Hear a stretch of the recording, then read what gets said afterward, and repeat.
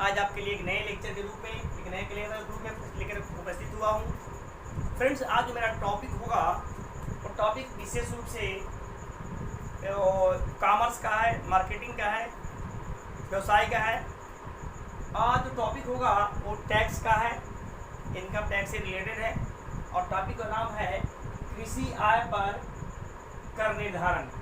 कृषि आय पर कर निर्धारण, असेसमेंट ऑन एग्रीकल्चर इनकम। मेरे द्वारा डॉक्टर विजय सिंह, मैं फाइनेंशियल एडवाइजर, सेबी का financial adviser, Bihar cadre Patna. Friends, मैं आप सबके बीच में लगातार नए नए टॉपिक लेकर लेके आ रहा हूँ, वीडियो लेके आ रहा हूँ और आपके लिए मैं निस्वार्थ भाव से free of cost, without any cost मैं वीडियो लेके आता हूँ। बस मेरा उद्देश्य आपसे, आप ही से एक ही उम्मीद है, मोटिव्स है कि आप मेरे चैनल को study point doctor Vijay Singh को लाइक और सब्सक्राइब जरूर करें, क्योंकि वही मेरा आप सबके लिए रिस्पॉन्सिबिलिटी होगी, परिणाम होगा। तो अब आइए कि ये समझे कि कृषि आय है क्या और इसका निर्धारण कैसे, असेसमेंट कैसे किया जाता है। कृषि आय हर कोई जानता है कि जो कृषि से आमदनी प्राप्त होती है, एग्रीकल्चर लैंड से प्राप्त होती है, वो कृषि आय होती है। और इसका हम कैसे 20-21 का फिनेंशियल ईयर में, वित्तीय वर्ष में हम टैक्स का निर्धारण करेंगे, आज उसी पर चर्चा करेंगे। तो सबसे पहले तो आप इंट्रोडक्शन समझ लीजिए, इसका परिचय देख लीजिए। इंट्रोडक्शन में है कि कृषि आय क्या है, उसमें देख लीजिए कि एक्चुअली भारत में कृषि आय पर आय कर लगाने के लिए भारत सरकार की दृष्टिकोण विशेष रूप से कृषि आय का अर्थ सबसे पहले समझ लेना चाहिए कि कृषि का आय है क्या। क्योंकि यह आयकर अधिनियम, इनकम टैक्स एक्ट 1961 की धारा सेक्शन 10 के सब सेक्शन 1 में इस बात को स्पष्ट किया गया है और यह बताया गया है कि कृषि आय को, यानी ये बताया गया है कि इस अधिनियम में, वित्त अधिनियम 1973 का टैक्स डिटर्मिनेशन ईयर 1974-75 में ये बात को स्पष्ट किया गया था और वित्त अधिनियम में यह स्पष्ट किया गया था, बताया गया था, कहा गया था कि एक व्यक्ति एवं हिंदू अविभाजित, मतलब अनडिविडेबल फैमिली, परिवार के द्वारा देय आयकर की गणना, जो टैक्स देते हैं उसकी गणना करते समय कुल आय में, टोटल इनकम में, जो फाइनेंशियल ईयर 1 अप्रैल से 31 मार्च तक वित्तीय वर्ष में शुद्ध कृषि आय को शामिल करते हुए विशेष तरीकों से आयकर की गणना की जाती है। इसका मतलब है दोस्तों कि आयकर की गणना करते समय जो वित्त अधिनियम 1973 का था, उसको बात को ध्यान में रख कर के ही किया जाता है और इससे स्पष्ट करने का भरसक प्रयास किया जाता है। तो सबसे पहले समझ लीजिए कि कृषि आय किसे कहते हैं। What is the agriculture income. Agriculture income क्या है? जब तक हम कृषि आय को, एग्रीकल्चर इनकम को नहीं समझेंगे, तब तक हम कैसे समझेंगे कि ये आयकर में आता है या आयकर के दायरे से बाहर होता है। तो आयकर में आता है या आयकर के दायरे से बाहर होता है, तो उसे हमको समझना चाहिए कि ये है क्या। तो इसको समझिए कि आयकर अधिनियम की धारा सेक्शन 2 के सब सेक्शन 1 सब क्लॉज 1 में इस चीज को स्पष्ट किया गया है। तो सबसे पहले जान लीजिए कि जब हम भारत में जमीन पर उगने वाली प्रत्येक कृषि उपज को बेचने से जो आय प्राप्त होती है, क्या वो कृषि आय है? नहीं। हर आमदनी, जो जमीन पर उगने वाले हर वस्तु को बेचने से जो इनकम प्राप्त होता है, वो कृषि आय नहीं हो सकता है, नहीं होता है। अतः हमें यह जानना है कि कृषि आय हम किसे कहते हैं, what is the agriculture income. क्योंकि बहुत कुछ कृषि पर उत्पादन होते हैं, जमीन पर, भूमि पर होते हैं। क्या हम उसको एक कृषि आय बोलेंगे? नहीं। कृषि आय उसी को बोलेंगे जो कृषि अधिनियम के धारा 2 के सब सेक्शन 1 के सप्लाई 1 में यह बताया गया है, स्पष्ट किया गया है कि कृषि आय एग्रीकल्चर इनकम कौन होगा। और इस अधिनियम के द्वारा परिभाषा के माध्यम से ये बताया गया है।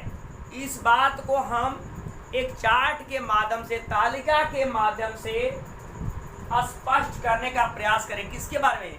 कृषि आय को, एग्रीकल्चर इनकम को हम एक तालिका, एक चार्ट के माध्यम से स्पष्ट करने का, समझाने का भरसक प्रयास करेंगे, एनालिसिस करेंगे। तो आइए अब हम देखते हैं कि कृषि आय क्या है। What is the agriculture income. अब ये देख लीजिए, कृषि आय है, कृषि आय एग्रीकल्चर इनकम है। इस एग्रीकल्चर इनकम को हम they are divided in 3 types, 3 part of the agriculture income. पहला है A B C, A B और सी, ये 3 पार्ट में डिवाइड करके, क्लासिफाइड करके, वर्गीकृत करके समझाने का भरसक प्रयास किया गया है।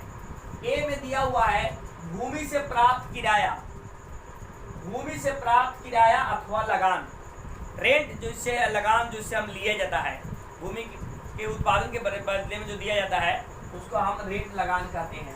तो किराया या लगान फर्स्ट, एंड द सेकेंड अथवा लगान हो गया। अथवा भूमि भारत में स्थित होनी चाहिए, वह भूमि जिस भूमि पर आप कृषि कार्य करते हैं वह लैंड भारत के भूभाग में सिचुएटेड होना चाहिए, भारत के जमीन पर होना चाहिए। एंड द सेकेंड, भूमि से आय कृषि क्रिया करने से प्राप्त हुई हो। देखिए, हर कुछ उत्पादन होता है कृषि पर, जमीन पर, हम उसको कृषि एग्रीकल्चर इनकम के नाम से नहीं जानेंगे। वही एग्रीकल्चर इनकम में आएगा जो कृषि कार्य करने के उपरांत जो गेन करेंगे, जो प्रॉफिट मिलेगा, जो एडवांटेज मिलेगा, जो मुनाफा होगा, जो कुछ उत्पादन करते हैं, जो आय होती है, प्राप्त होती है, वह कृषि आय होगा, एग्रीकल्चर इनकम होगा। एंड द सेकेंड, आय की प्राप्ति किसान या किराया प्राप्त, जो आय प्राप्त करते हैं, या फार्मर हो या रेंटर हो, प्राप्तकर्ता द्वारा अपनी उपज को विक्रय योग्य, जो भी उनकी उपज होती है उसको सेलेबल या विक्रय योग्य बनाने वाली क्रिया करने से हुई हो। अथवा थर्ड है, आय की प्राप्ति किसान या किराया प्राप्तकर्ता द्वारा अपनी उपज को बेचने से प्राप्त हुई हो। ए हुआ सेकेंड। बी में 3 पॉइंट है। एंड सी कहता है कुछ शर्तों के अंतर्गत, कुछ टर्म एंड कंडीशंस है के अकॉर्डिंग कृषि भवन से प्राप्त आय, यानी फार्म हाउस है the founded of the income gain from the farm house. Farm house से जो प्राप्त किया जाता है आय को, या भवन से जो प्राप्त किया जाएगा उसको फार्म हाउस बोलेंगे या भवन बोलेंगे। जो प्राप्त आय को हम कृषि आय में सम्मिलित करते हैं। अब बात आती है, फर्स्ट है, अब बात आती है क्या कि कृषि भूमि का भारत में होना। ये कहा जा रहा है कि भैया वह जमीन जो भारत में होना चाहिए, जो कृषि कार्य कर रहे हैं, वह कृषि जो होना चाहिए वो भारत में होता है। लैंड सिचुएटेड इन इंडिया, वह जमीन जो भारत में सिचुएटेड होना चाहिए। थोड़ा इसको दिखाइएगा, होना चाहिए, थोड़ा वो कर लीजिएगा, जूम कर लीजिएगा, होना चाहिए। मतलब ये कहा जा रहा है कि अक्सर देखा जाता है कि बहुत देखा जाता है कि व्यक्ति अपनी भूमि को, बहुत ऐसे व्यक्ति हैं जो अपनी भूमि को, जमीन को खेती कार्य के लिए किसी दूसरे व्यक्ति को रेहन पर दे देते हैं या कृषि कार्य के लिए वो दे देते हैं, ठीक है, और इसके बदले में किराया अथवा लगान वो प्राप्त करते हैं। क्योंकि हर आदमी की ये जमीन तो है, बहुत सारे लैंड्स हैं, 4-4, 500 बीघे जमीन है, वो कृषि कार्य नहीं करते हैं, they are not able for the farming the agriculture functions activity. तो क्या करते हो, अपने ज़मीन को वो किसी, अक्सर देखा जाता है कि अपने ज़मीन को किसी दूसरे को कृषि कार्य के लिए दे देते हैं, उसके एवज में पहले ही तय कर लेते हैं कि हम इतने 1 बीघा में लेंगे या 2 भी लेंगे, वो लेते हैं। सेकंड आता है, रहा कि कृषि क्रियाओं का होना चाहिए, कृषि क्रियाओं का होना चाहिए, एग्रीकल्चर ऑपरेशंस। ये कह रहा है कि ये हमेशा, ये जो एग्रीकल्चर इनकम वही आएगा जिसको हम बोलेंगे कृषि कार्य होना चाहिए, एग्रीकल्चर ऑपरेशंस, कृषि क्रियाओं का होना आवश्यक है। अगर जब तक आप कृषि क्रिया नहीं करेंगे, एक्टिविटी नहीं करेंगे, कृषि का एग्रीकल्चर ऑपरेशंस नहीं होगा तब तक उसे प्राप्त आय को, आमद को, आमदनी को, उस आमदनी को आप एग्रीकल्चर इनकम में सम्मिलित नहीं कर सकते हैं, वह एग्रीकल्चर इनकम नहीं होगा। इसलिए दोस्तों मित्रों ये होना चाहिए, यानी क्या, उपयुक्त भूमि अर्थात ऐसी भूमि जो भारत में स्थित हो तथा खेती कार्यों में प्रयोग की जाती है, तभी हम मानेंगे कि वो कृषि कार्य के लिए है। इसी में सेकंड है, भारत में स्थित होनी चाहिए अर्थात भूमि से आय, भारत में स्थित भूमि से आय, वह जमीन से जो भारत में स्थित भूमि है उससे प्राप्त की गई इनकम को हम कृषि आय कहेंगे। कृषि तथा अन्य सभी तभी कहलाएगी अर्थात जब कृषि की क्रियाएं की जाती है और वह जमीन भारत में स्थित हो। इसके अलावा क्या है कि उस जमीन पर दोस्तों मित्रों यह है कि उस पर कृषि कार्य किया जाता हो या कृषि कार्य किया जाना चाहिए, कृषि कार्य किया गया हो जिसके उपज को बेचने से, सेल करने से या सेलिंग करने से जो आय प्राप्त होगी वह कृषि आय इनकम, एग्रीकल्चर इनकम में सम्मिलित की जाएगी। और नेक्स्ट है, किसान को प्राप्त ऐसी आय, जो एग्रीकल्चर है उनको ऐसी आय प्राप्त होनी चाहिए जो उसके द्वारा उत्पादित हो, जो खुद किसान उसको उत्पादन करता हो या उपज को बाजार में बेचता हो, ये बेचने योग्य बनाया हो या बनाने के लिए वो लगातार परिश्रम किया हो या करने के बदले में जो प्रतिफल के रूप में मिलती है वही कृषि आय कहलाती है। सो फ्रेंड्स, ऐसा कृषि आय जो भारत में जमीन निश्चित हो, वो भारत में सिचुएटेड हो और उस पर कृषि कार्य किया गया हो, ऐसा जमीन जहाँ पर या तो खुद करता हो या किसान किसी दूसरों को दे करके कराता हो या उसे बाजार में ले जा करके बेचने योग्य बनाता हो, ऐसा और बेच के जो भी बेच इनकम प्राप्त करता हो वह सब कृषि आय कहलाता है। अब आती है बात कि कृषि क्रियाएं कितने प्रकार की होती हैं। फ्रेंड्स कृषि क्रियाएं मुख्य रूप से दो प्रकार के, the types of agriculture, function of agriculture operations, it is most important है 2 टाइप्स। यह हमेशा एग्रीकल्चर ऑपरेशन 2 प्रकार की होती हैं। एग्रीकल्चर ऑपरेशन 2 प्रकार की होती हैं। कृषि क्रियाएं विशेष रूप से 2 प्रकार की होती हैं, जिसमें है प्राइमरी फंक्शंस, प्राथमिक क्रियाएं, और होता है सब्सिक्वेंट फंक्शंस, बाद की क्रियाएं। दोस्तों मित्रों, अब यह आता है कि प्राथमिक क्रियाएं और बाद की क्रियाएं क्या होती हैं। देखिए, प्राइमरी फंक्शन वह कार्य होती है या उसमें वह शामिल होती हैं जिन्हें किसान पौधा लगाने या बीज लगाने के या निकलने के पहले वह करता है। प्राइमरी का, जैसे हमने आप बीज सीड डाल दिया, तो सीड डालने के पहले, बुआई करने के पहले, पौधा जो लगाते हैं बीज लगाने के पहले निराई, गुड़ाई, बुआई, खड़ाई, खरपतवार, झाड़ झंकाट निकालते कि नहीं, ये सब चीज़, जोताई करना, टेलिंग ऑफ लैंड, पानी देना, वाटरिंग ऑफ लैंड, खाद डालना, मैन्युफैक्चरिंग ऑफ लैंड, बीज बोना, साल्विंग ऑफ सीड, ये तमाम ऐसे कार्य हैं जो बुआई के पहले प्राइमरी फंक्शंस के फार्मर के द्वारा किया जाता है।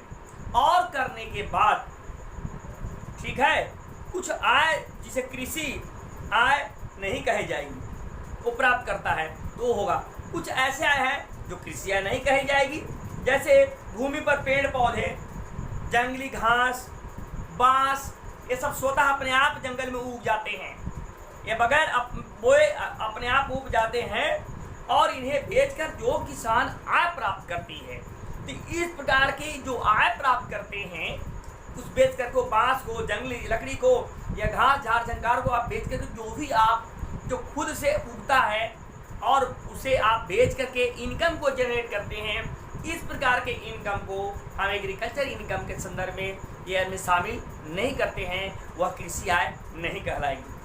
फिर आती है बाद की क्रियाएं, सब्सिक्वेंट फंक्शंस। बाद की क्रियाएं वह क्रियाएं होती हैं जो लैंड से पौधा निकलने के बाद, जैसे आप बीज बोए या पेड़ पौधे लगाएं, तो बोने के बाद जो क्रियाएं की जाती हैं यानी उनकी बाद क्रियाएं की जाती हैं, तो वैसी क्रिया को हम बोलते हैं बाद की क्रियाएं। जैसे भूमि की निराई करना। अब जो लगा दिया फसल लगाने के निकल गया तो उसको हम गुड़ाई करेंगे, बुआई करते हैं, उसको सिंचाई करते हैं, पानी डालते हैं, उसको मवेशियों से बचाने के लिए हम रख रखाव घेराव करते हैं, ठीक है। वृक्ष को हम छांटते हैं, कटाई करते हैं, छंकार छांट के करते हैं, पौधे के पास घास झाड़ झंकार लगाता है उसको हम हटाते हैं, खरपतवार को हटाते हैं, खुदाई करते हैं, सिंचाई करते हैं, पौधे को कीड़े मकोड़े से सुरक्षा रखने के लिए हम उस पर कीटनाशक दवाइयों को डालते हैं, या और जीव जंगली जानवर उसको न खाए उसके हम उसको प्रोटेक्शन के लिए घेराव करते हैं और जानवर से रक्षा करने के लिए इन तमाम तरह के जो फसल की हम क्या करते हैं वो हम रक्षा करते हैं। इस प्रकार की जो कार्य होता है उसको हम बोलते हैं बाद की क्रियाएं। अब आता है कुछ शर्तों के अंतर्गत कृषि भवन। कुछ थर्ड ऐसी है, कुछ शर्तों के अंतर्गत कृषि भवन से प्राप्त आय को हम कृषि आय असेसमेंट ऑफ एग्रीकल्चर इनकम के नाम असेसमेंट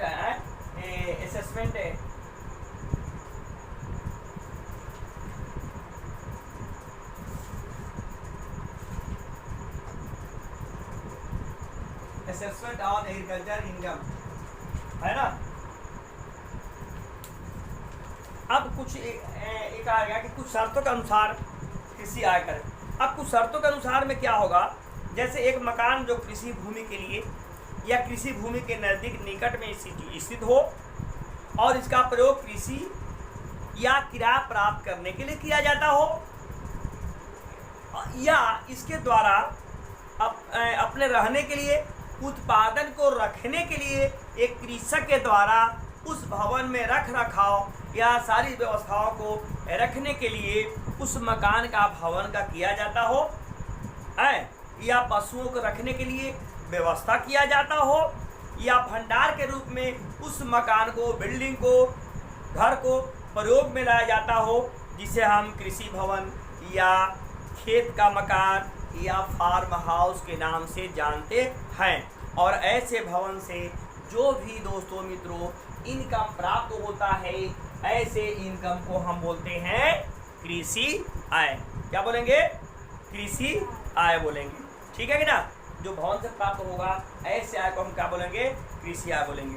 अब आया लास्ट में जो क्या कर रहा है, इसे थोड़ा इसको दिखा दीजिए, या आप जो देखिए थोड़ा आराम से धीरे से दिखाइएगा।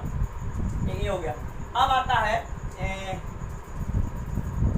कुछ शर्तों के अनुसार। अब आए कृषि आय के प्रकार। तो काइंड्स ऑफ एग्रीकल्चर इनकम। देखिए दोस्तों, एग्रीकल्चर इनकम कई प्रकार का होता है। तो कृषि आय कई प्रकार के हो सकते हैं।